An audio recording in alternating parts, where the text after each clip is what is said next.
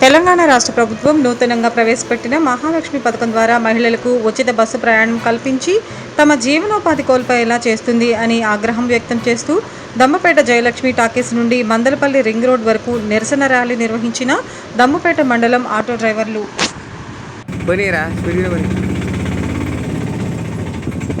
దగ్గరికి